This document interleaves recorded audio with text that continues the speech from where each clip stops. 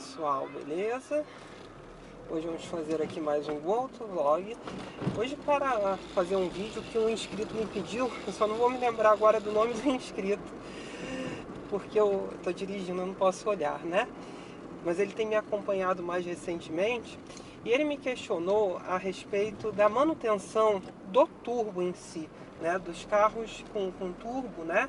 E a manutenção específica da turbina e durabilidade e confiabilidade, porque, ao que tudo indica, duas vertentes aí, elas são inevitáveis para o nosso futuro no automóvel.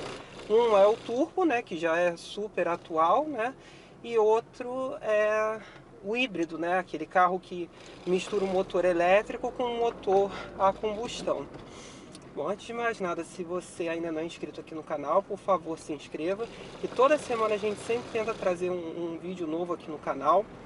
Se você já é inscrito, participe daquela área comunidade, que lá nós sempre falamos a respeito dos carros que a gente vai testar, dos carros que a gente já testou e de curiosidades automotivas em geral.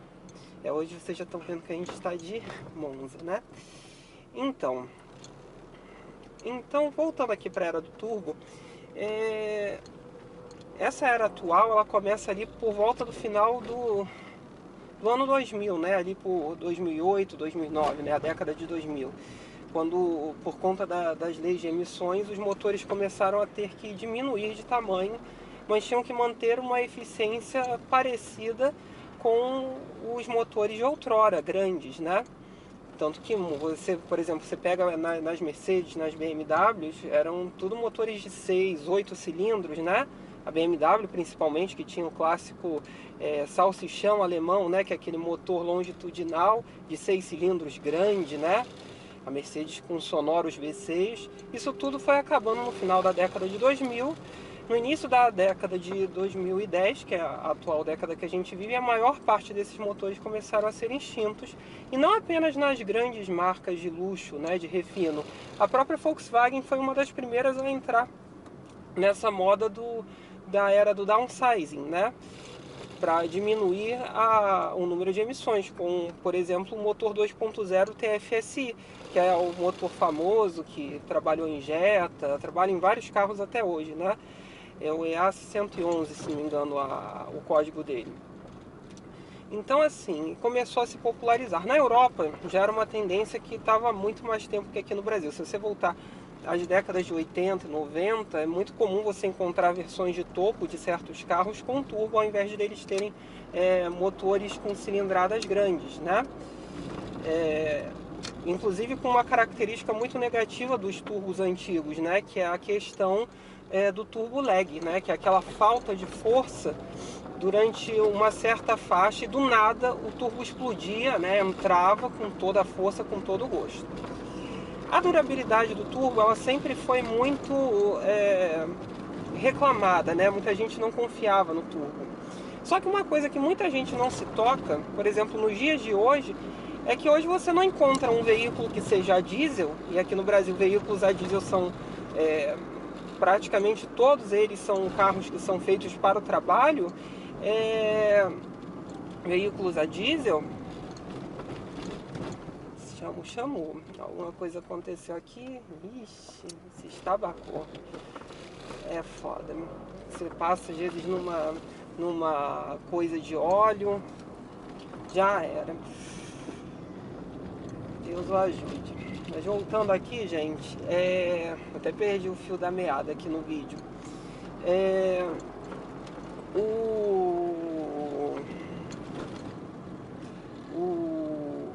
O turbo, né? Você tinha muita questão do turbo lag. Mas uma coisa que muita gente fala da durabilidade e confiabilidade, se esquece que a maior parte dos carros a diesel, né, que são produzidos nos dias de hoje, a maior parte não. Eu acho que não existe mais um carro a diesel aspirado, porque era um terror andar naquelas coisas, né? Porque o carro não desenvolvia velocidade. Então começou a era do turbo lá na década de 80, e depois da década de 80, aí vocês vindo aqui pro... Eu botei o rádio ainda não está bem preso, eu tenho que colocar a cinta certa dele, por isso que está fazendo barulho. Então, durante a década de 80 veio a era do turbo, né, para caminhões, para picapes, né, e com o tempo foi ganhando confiança, né, confiabilidade mecânica, resistência, né? Durante a década de 90 toda, né? Você falava muito de turbo diesel, né? O que com um tataco gostoso agora, né, gente?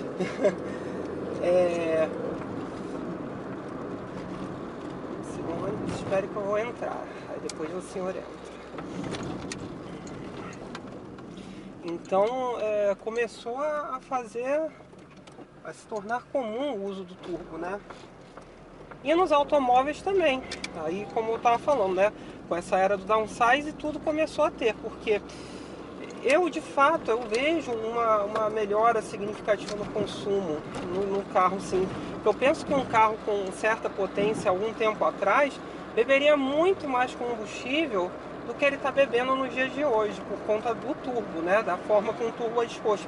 E o turbo, ele dá uma vantagem muito grande em cima de qualquer motor aspirado. Que hoje, com os turbos de baixa inércia, que são turbos pequenininhos, né? A maior parte dos carros usam esses turbos, a maior parte do torque dele está concentrada na baixa rotação. Já começa muito cedo, então você tem um carro empurrando muito, você não precisa de giro alto, e com isso você consegue desenvolver uma velocidade boa no giro baixo e economizar combustível. E sempre ter força, né? O que é bastante interessante, né? É até muito diferente você conduzir um carro aspirado de alguns anos atrás e um carro turbo hoje, né? Porque é uma linearidade de força tamanha que você fica até abismado, né? Com como o carro roda, né? É muito interessante essa parte. Então, assim, então toda essa parte do turbo, né? Contando aqui um pouquinho de histórico. Aí muita gente entra na questão da durabilidade e confiabilidade. Eu acho que os turbos dessa geração atual, que vem a partir da década de 2010, ele já tem uma durabilidade muito grande. A turbina, ela é feita para durar pelo menos, vocês escutaram muito bem, pelo menos all time life, que seria a vida inteira do carro. As montadoras em geral estimam a vida por inteiro de um carro em torno de 250 mil a 300 mil quilômetros. Então é uma durabilidade muito grande. O valor da turbina não é uma coisa acessível, isso é bem verdade, né? Eu estava até olhando para poder falar aqui. A média, né, que você tem de valores é de 2 a 3 mil reais no caso dos THP e dos TSI, né, que são as turbinas mais utilizadas os modelos de turbina mais utilizados no momento, né, os motores que usam turbina. O que eu não acho que seja um valor muito absurdo, se você pegar determinadas partes de certos carros que são muito mais caros do que isso. Então, já começa a ter uma acessibilidade. Só que você tem que ter certos cuidados com o turbo. A primeira, a mais lógica e absurda, não, a mais absurda que muita gente não faz, né? É a troca de óleo. Porque a turbina, ela tem o arrefecimento feito pelo óleo do motor do carro. Então, se você não cuida do óleo do seu carro, você está fazendo de tudo para que a sua turbina deixe de operar de maneira adequada e pare, né? Quebre, estoure, né? Então, assim, você tem que ter muita atenção quanto a isso. Outra questão que eu até cheguei a falar, hoje já não se faz muito mais isso, porque eles têm sistemas eletrônicos de refluxo, né? Para manter o óleo ainda na turbina, né? E não estourar a turbina.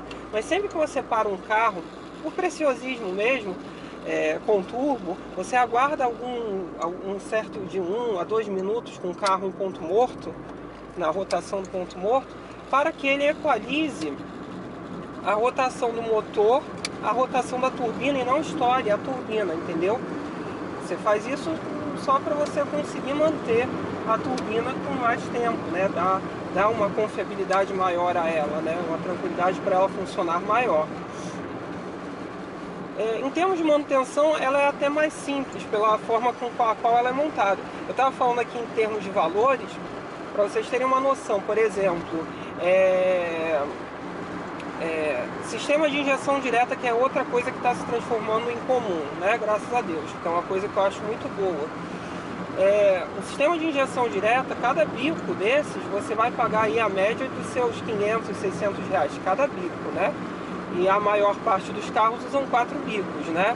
Então você vai ter um certo um certo gasto, né?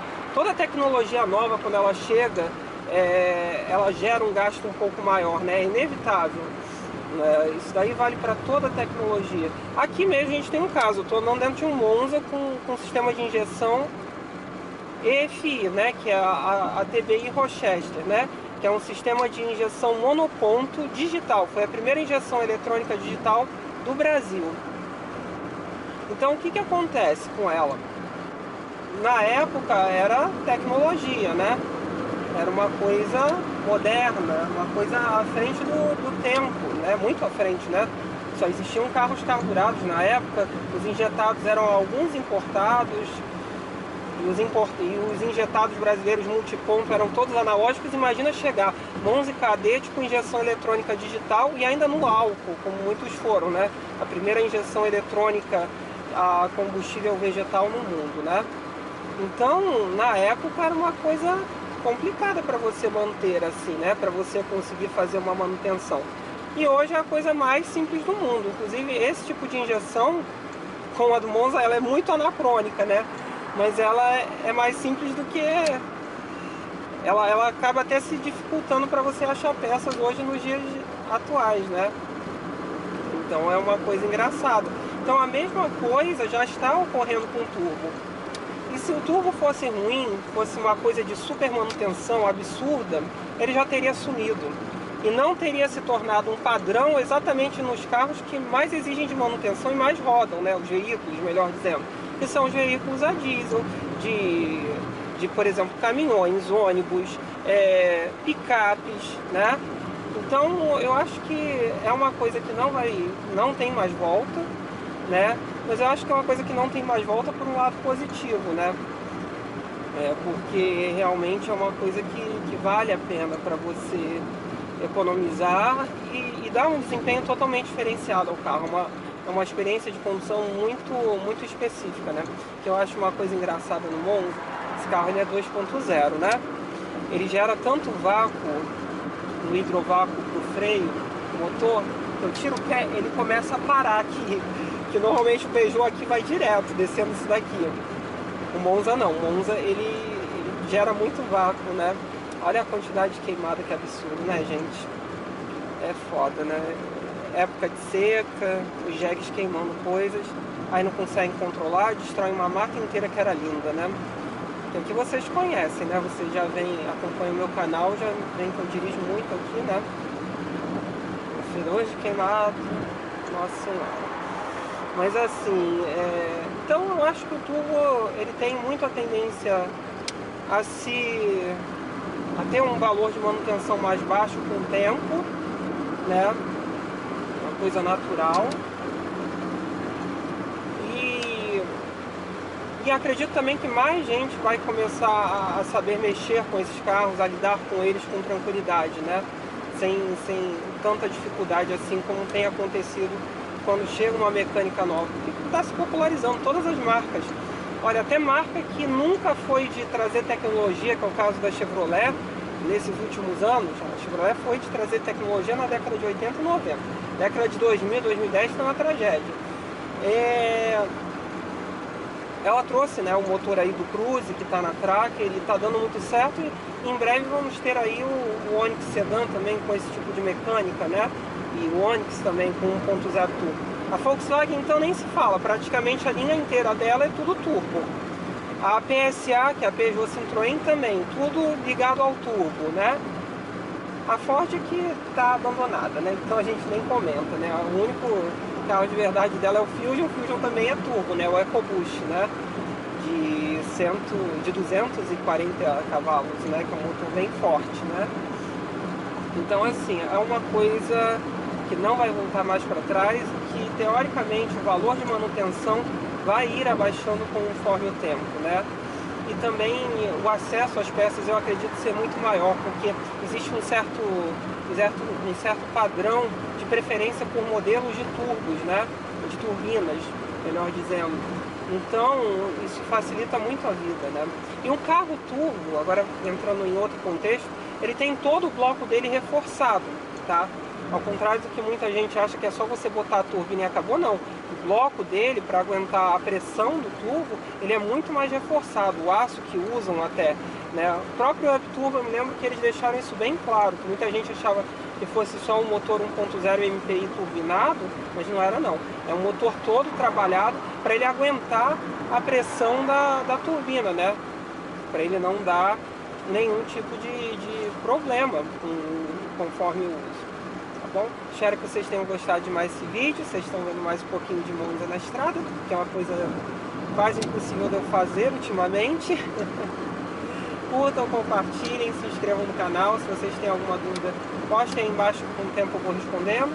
Se vocês querem que eu teste algum carro específico, informem aí embaixo que eu tento arranjar e falo a respeito das minhas impressões após guiar para vocês. Tá bom? É isso então, pessoal. Valeu!